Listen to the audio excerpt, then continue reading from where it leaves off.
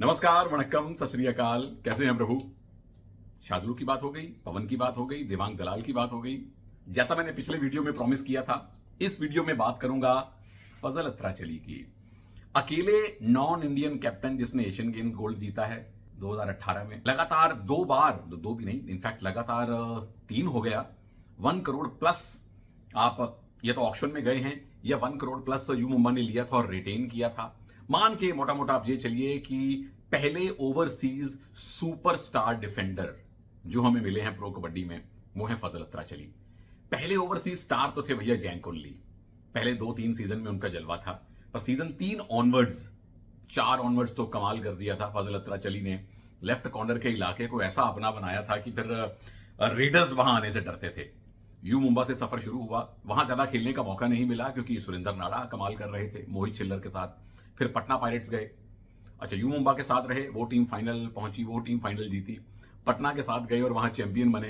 पटना के बाद फिर यू मुंबा में आए थे, यू मुंबा के कैप्टन रहे, और जब कैप्टन बने तो फजल का नया रूप हमें देखने को मिला।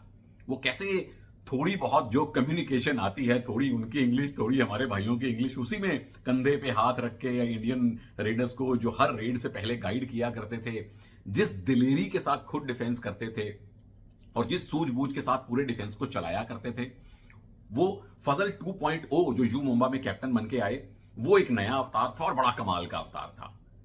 हमने सोचा नहीं था शुरुआती सीजन में कि कोई विदेशी आके किसी इंडियन टीम का, पीकेएल टीम का कैप्टन बनेगा और इतना प्यार किए जाने वाला, इतना इज्जत किए जाने वाला कैप्टन बनेगा। अब ठीक है, ट्रॉफीज नहीं जीती एज अ कैप्टन उन्होंने, लेकिन इज्जत बहुत कमाई है।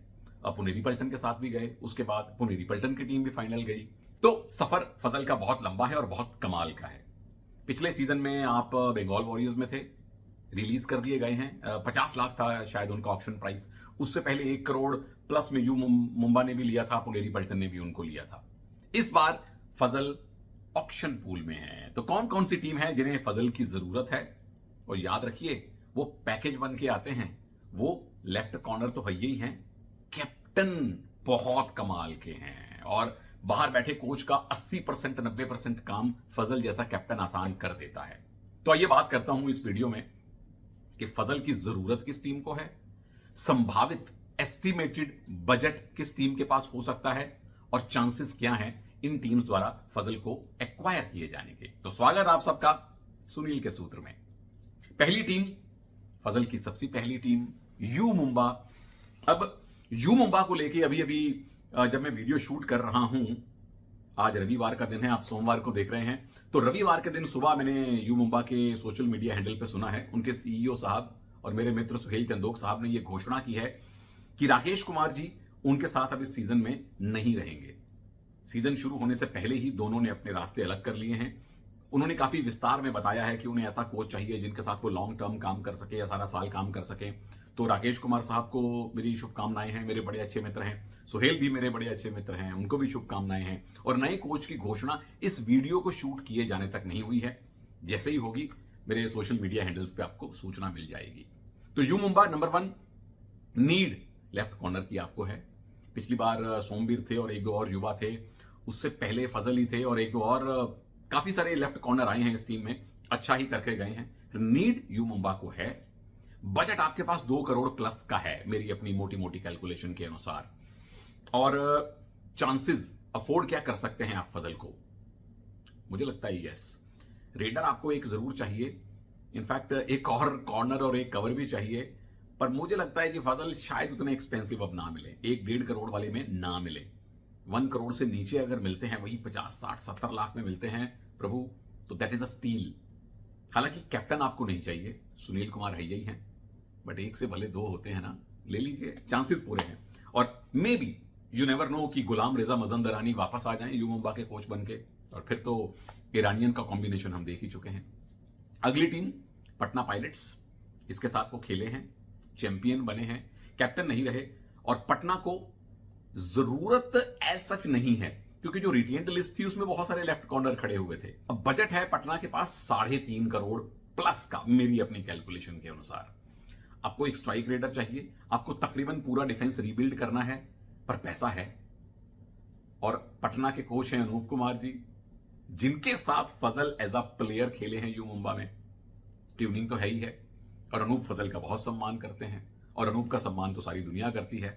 तो मैं चांसेस यहां मान रहा हूं हाई, अनूप को कैप्टन मिलेगा। इमेजिन अनूप जैसा कोच, फजल जैसा कैप्टन, ओहो रब मिलाए जोड़ी। पटना वाले खुश हो जाएंगे कि फजल जैसा कैप्टन मिल गया। तो चांसेस हाई हैं भाई, एक अच्छा रेडर, स्ट्राइक ना भी आए, अच्छा भी रेडर आ जाए, फजल जैसा कैप्टन आ जाए यार, सुनहरी टीम बन जाएगी पटना। क्या कहते हो पटना वालों? चलिए, एक और फजल की पूर्व टीम, फजल की एक और पूर्व टीम पुनेरी पल्टन। जरूरत, यस यस, अमन नहीं है, अमान नहीं है। फजल आपके साथ खेल चुके हैं, आपके सेटअप को भली भांति जानते हैं, आप इनको भली भांति जानते हो। बजट है 2 करोड़ प्लस का आपके पास। 2 करोड़ प्लस में आपको एक लेफ्ट कॉर्नर चाहिए, एक लेफ्ट कवर चाहिए, एक बैकअप रेडर आ जाए तो अच्छा है। अफोर्ड तो कर सकते हैं। कोच हैं अजय ठाकुर। अजय और फजल कभी इकट्ठे खेले हैं क्या? आमने सामने जरूर खेले हैं 2018 एशियन गेम्स में।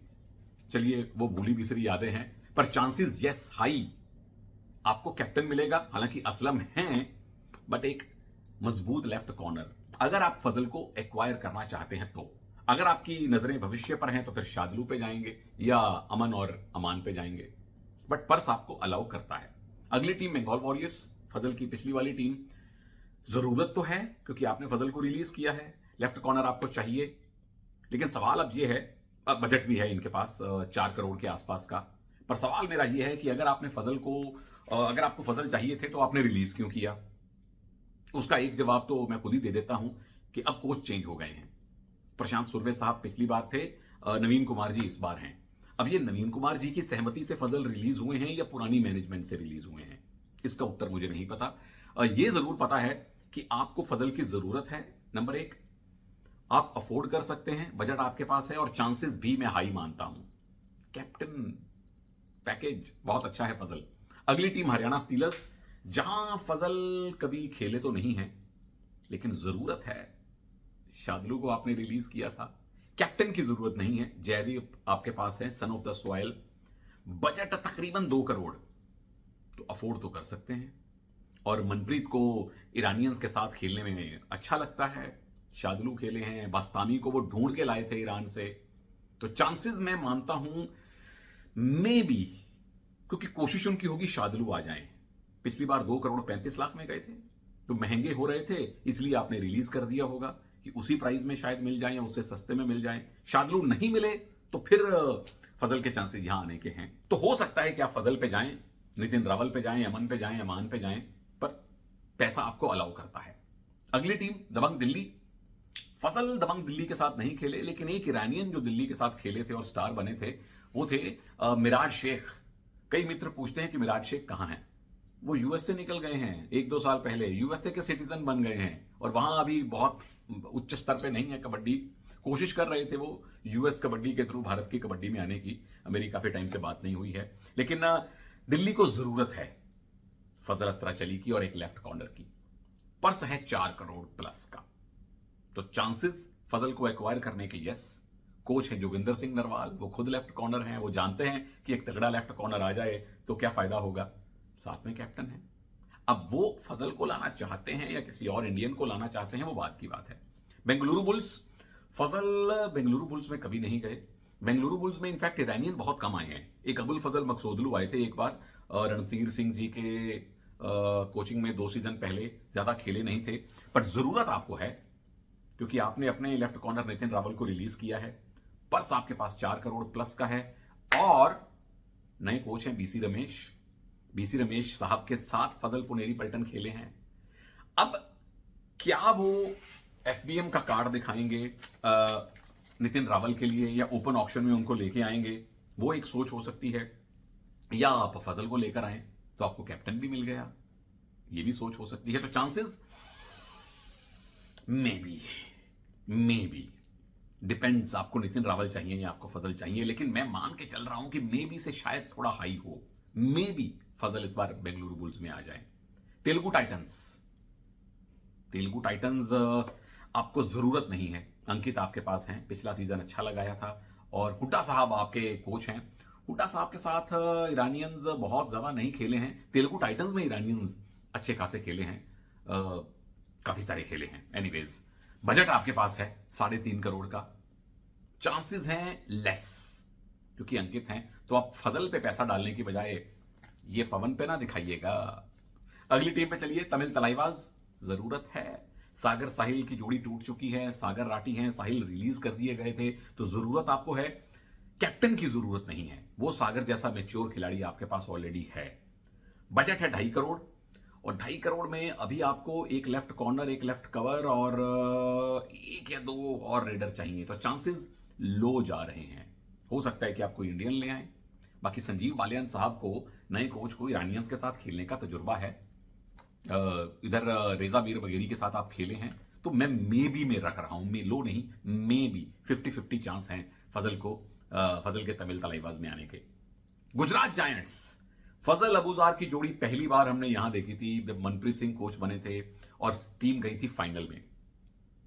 जरूरत गुजरात को है, तीनों आपको डिफेंडर चाहिए, लेफ्ट कॉर्नर, लेफ्ट कवर और राइट कवर। एक राइट कॉर्नर आपके पास है। बजट है आपके पास तकरीबन 3.5 करोड़ या इससे थोड़ा ज्यादा। चांसेस हाई हैं। जयवीर शर्मा जी टीम के नए कोच हैं, और जो साई वाले कोच हैं ये, और जितने भी कोच आप कबड्डी में ले लीजिए, पहला काम हर कोच यही करता है कि अपना डिफेंस भरता है।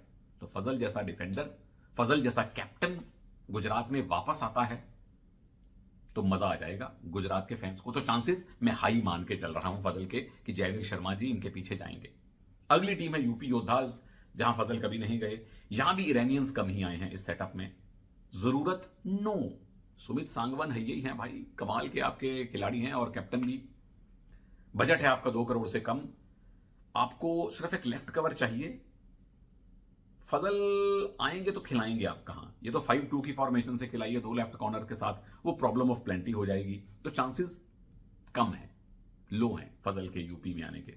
आखिरी टीम जहां फजल कभी नहीं गए, जेपीपी। जरूरत है आपको। अंकुश राठी को आपने रिलीज कर दिया या वो खुद रिलीज हुए, मे भी वो तमिल तलाईबाज में संजीव भाई के साथ जाना चाहते हो। बजट है 3 करोड़ प्लस।